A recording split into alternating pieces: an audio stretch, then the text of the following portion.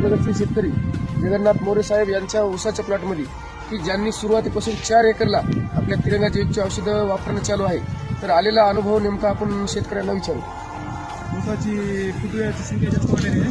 15-16 फुटवे आहेत आणि हिरवागार कलर हे ते चांगला आहे. 4 एकर वापरायचं, अजून 2 एकरला वाढवायचं.